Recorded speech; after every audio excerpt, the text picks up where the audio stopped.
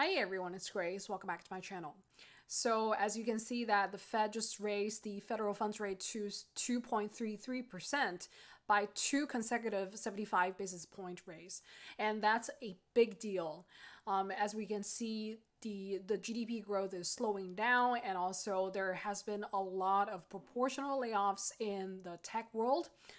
So we're going to discuss a little bit of the market brief, both for the upside and also the downside, right? Because you have to know the opportunities as well as the risks at this point. And then afterwards, we're going to continue for last week's video's discussion about the update of the May and June housing price year-over-year change, as well as the inventory change. But for today's video, we're going to discuss a little bit about the strategies for both sellers and buyers, and also my understanding of what will solve the housing affordability issue. All right, so you can click here to view last week's video. All right, so before we begin today's video, remember to subscribe to my channel and click on the bell button so you get notified immediately when new videos like this are uploaded. Also, feel free to give this video a thumbs up if you find it useful. Another way to support my channel is by donating any amount that you feel comfortable with, either through PayPal, Cash App, or Zelle, or QuickPay. All right, and I'll provide the links to these payment methods in the link tree down below. And thank you so much for your support. All right, so let's get started. So for the market brief, I'm going to talk a little bit about the downside first, so the risks first, and then the upside, the opportunities next. All right, so the first thing that I want you to see is a chart that I did earlier this year, which is the Fed funds rate and also all the other important interest rate on top of it. So in this chart, the baseline is the yellow line, so that is the Fed funds rate, right? And all the other interest rate are basically added up on top of it. And then when we dial back about 3 years ago, so just before the pandemic hit, the Fed funds rate was actually at 2.3 to 2.4%. So that's basically at the same level that we are at right now. So that's a very important policy signal. It basically means that the Fed wants the economy to go back to that level where the market supply and demand are balanced, right? So the next thing that we're seeing, the biggest risk that I have seen a lot of people and also the news media are talking about, is that the GDP growth for the second quarter is decreasing by 0.9%. And why is that such a concerning signal? That is because when you're looking at the first quarter and the second quarter, it's actually a consecutive negative growth. And when you're also looking at the 2020 COVID recession, the GDP growth was also negative. So whenever you're seeing a negative GDP growth, that basically is signaling that the economy may be in a recession, even though the other important measurements are not in that category, right? So this is not always that convincing, because we also have to look at the other indicators. So another one that's also having some type of concerns is that I'm seeing a lot of tech companies, especially for some of the well-known names such as Twitter, TikTok, Coinbase, right?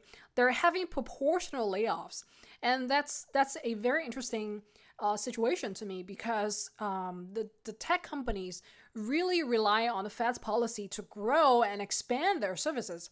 And then as we see that the inflation is getting really high, it's actually eating into the purchasing power of consumers. So that's why the services are not as needed as before, and that is also why the tech world is having these proportional layoffs. Right. So I'm going to provide a link to this article in the description down below, because it has a list telling you exactly what company is laying off what percentage of the labor right now. So you have an idea, right? So what is the proportional layoff? Some companies may lay off a little bit more, others a little bit less. But this is basically telling you that the GDP growth is really slowing down quite a bit. All right. So that is one thing that you absolutely have to keep in mind. because I think that it does have an impact on the labor market. And the Fed is really trying to bring down the demand so that the labor shortage problem is not so stringent, because if the labor cost is one of the highest costs for any type of business, not just tech businesses. So if businesses are having trouble hiring people at a reasonable cost, that means that they're not making money and they're losing out, right? And then the Fed doesn't want the economy to grow at such an unhealthy pace. So that's why you're seeing these kind of layoffs. Personally, I don't think that is necessarily a bad thing. It just means that the market is correcting itself right now. And then the third risk that I'm seeing in the market right now is that the inventories are piling up. And this is not in the tech world. It's in retailers, wholesalers, basically any type of consumer products. All right. So when I'm reading through this article, I find something very, very interesting, right? So for any type of retailer, such as like Target, Amazon here, it says that it's piling up on these inventory and it just can't get rid of it. It's in large volume, and then the inventory needs to be get rid of like right away. So the type of strategy that they use is by using a liquidation service. So what it means is that it's using liquidators to get rid of the inventory fast. And then the way they're doing this type of thing is very smart, I would say. But obviously, I'm not familiar with how much pricing that they're giving to the liquidators and also to consumers. But the way that they're doing is that they're cutting a very hefty discount, sell it to the liquidators, and then the liquidators can sell it in bulk back to the consumers, right? At a higher level. For example, if any of the retailers are having a 40% discount to the liquidators, and because the liquidators also have to make money, so they're upping 20%. So basically, when the retailers are selling, when the products are ending up in the hands of the consumers, you're only getting like 20%, right? So that's just an example. But it's very strange that they're using this type of strategy to get rid of the inventory fast. I think that one reason is because they don't really want the stock price to tank, because it's very important to stabilize the market and use this type of strategy to save the company and also stabilize the stock market so that the financial market is healthily growing, if it's not like having an off the cliff type of situation, right? So this is basically what I get from this article alone. But if you're seeing this type of situation and you know a little bit more, feel free to comment down in a section below so we can have this kind of discussion continue. All right, so back to the upside, right? There's also a lot of opportunities right now. So back to what we're saying, the GDP growth is slowing down quite a bit.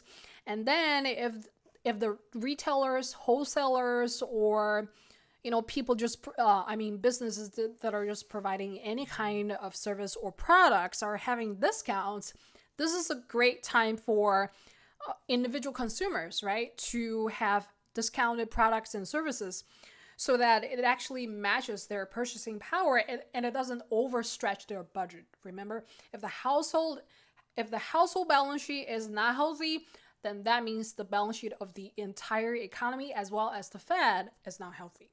So that's the opportunity. And then the second opportunity that I'm seeing here is that the labor shortage will be easing quite a bit. So personally speaking, I think that's a better sign. We're definitely seeing a lot of talk saying that people want remote work.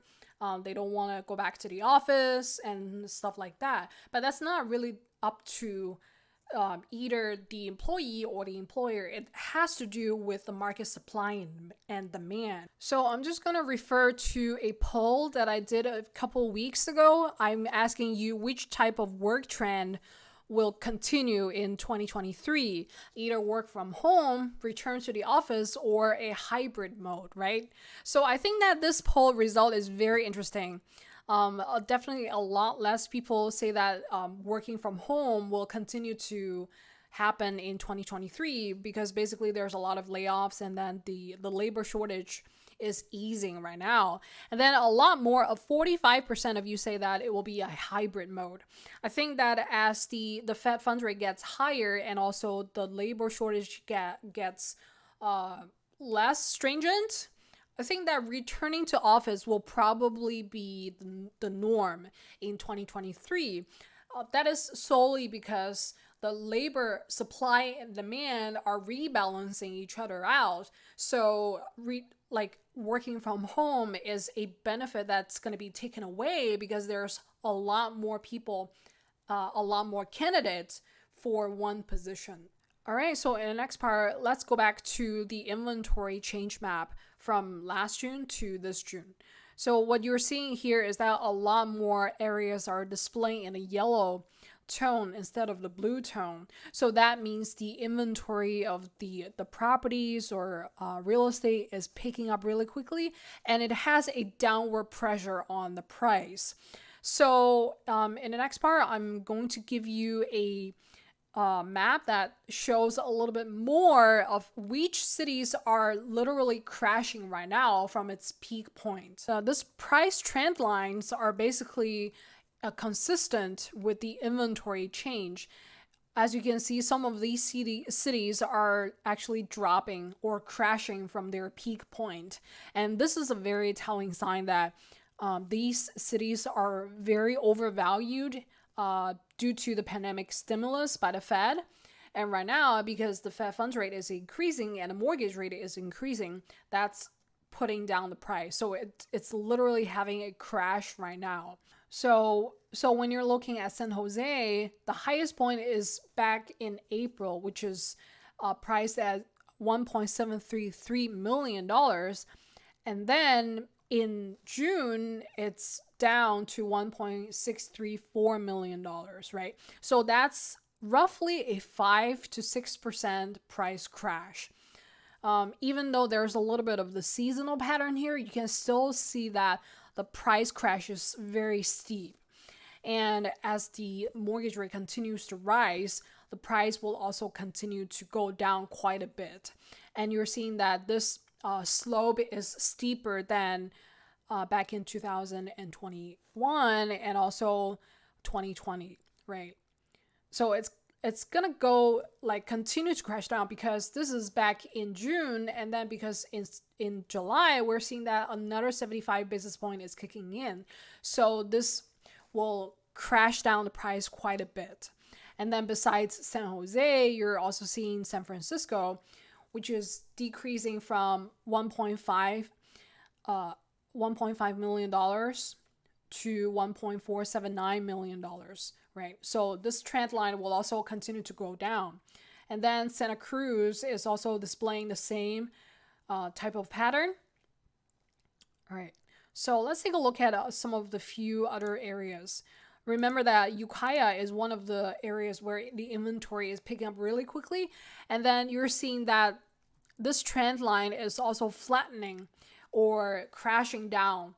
I would say that very quickly to the pre-pandemic level. So you should pay very close attention to these markets and also the markets that you want to buy into. So that basically tells you for these areas where the inventory change is changing very quickly, it has a very significant impact on the price as well. Right, so let's take a look at some of the other markets. One of the other markets that has a price crash, like immediate effect, is in Arizona, right? All right, so let's go to Arizona in this chart.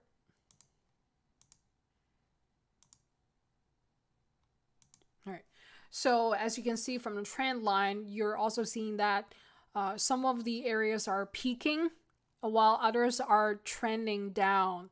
And then if you're referring to the previous time, starting from January 2020, you're seeing that it's going up, right? There's rarely a time where it's flattening, probably at the beginning of 2021, but right now it's just peaking down very fast, right?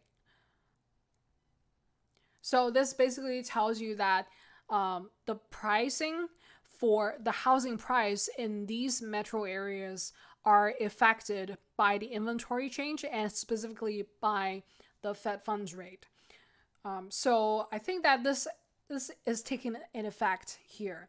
And then the Fed will also take into account this data for the next 2 months and decide what is the next appropriate rate hike for the September meeting.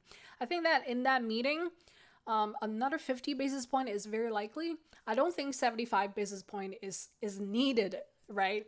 Because the housing market is still very important for people to accumulate wealth and also use it as a very important collateral as a financial tool to build more wealth, right? So I don't necessarily think that the Fed wants the housing market to like crash and like drop to the bottom, like that type of crash. I don't really think that the Fed wants it to happen, right? So previously I mentioned that back in May, a lot of areas in Florida area are still displaying in the blue tone. However, as the Fed funds rate increased by another 75 basis point, you're seeing that some of these areas are the inventories are picking up very quickly. So that also has a effect on the pricing as well.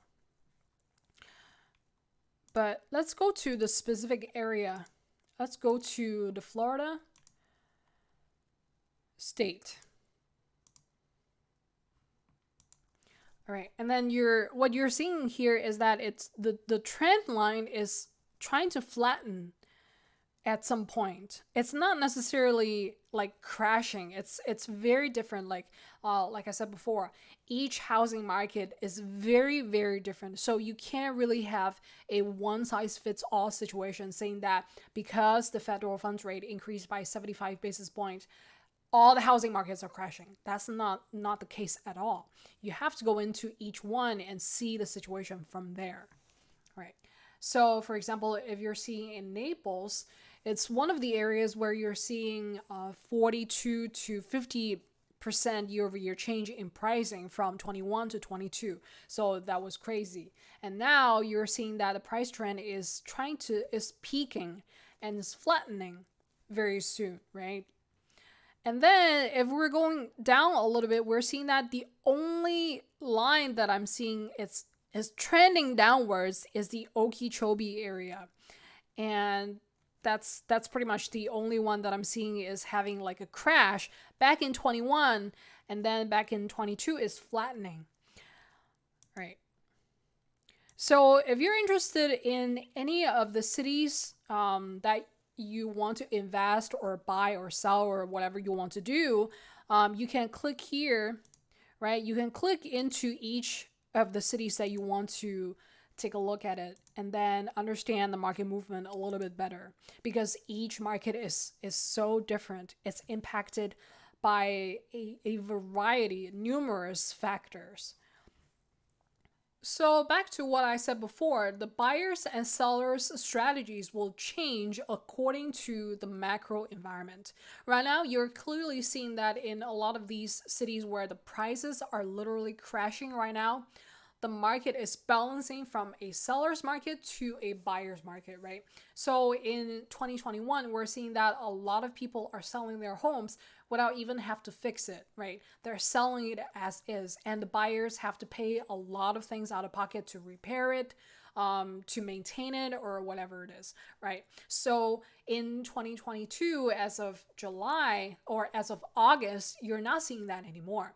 Sellers cannot just sell a property without fixing it or asking or hoping to buyers can bid over asking price by a lot. So the bidding war is going away, that's for sure. So it's actually balancing. We're seeing a more balanced market right now, so that more buyers will be holding a lot more power So the last thing that I want to mention is the solution for the housing affordability crisis. And this is not just for people who want to buy, but also for renters as well. So there are basically two types of efforts that can solve the affordability issue. The first one is by public effort, which is by the government. And the second one is by the private sector, right? So for public sector, it's not really supported by the government, I would say, because it has to put a price cap for rent and also for the total housing price, right? And that is not really effective because it will only increase the supply shortage problem and also distort the pricing. So the supply will be further constrained if there's a cap on the price, either on rent or the total price. So I don't think that that is a very good solution to solve the housing affordability issue. And then if we're looking at a private sector, the other thing that the Fed can do is by increasing the mortgage rate so that it actually lowers the demand and drives down the price quite a bit. And I think that the effect is we're seeing right now. So it is efficient. So the other solution that I see is from this article, which is saying that the National Association of Home Builders is urging the Congress to either take away the tariff that's imposed on lumber, because lumber is one of the major costs for building a house. And then the other thing is to also ease up the labor shortage problem, right? Because the cost of labor is eating into the cost of building a house, and also how fast the home builders can actually complete a house so that people can be ready to live in it. And then if that's also easing a little bit, that also will reduce the price as well. So a lot more inventories for housing are available for people to buy or rent. So I think that the private sector solution is definitely more efficient than the government solution. And because this is also a capitalist system, so you're not going to see a lot of like control on the prices or that sort of effort. All right, so this is pretty much today's video, and I hope you have a little bit of more understanding of the macro background, the environment, as well as what is the effect of the Fed funds rate and also the fiscal policy on the local markets and also the economy as a whole. So in the next video, I'm going to make it into a special edition, basically summarizing all the government policies and also their reactions from when I actually started my channel to now. So you can actually have a little bit more control of what the government likes and what it doesn't like. So that will give you a lot more control over how you want to invest and then how you can weather the storm in the upcoming recession. All right, thank you so much for watching, and I'll see you on the next one.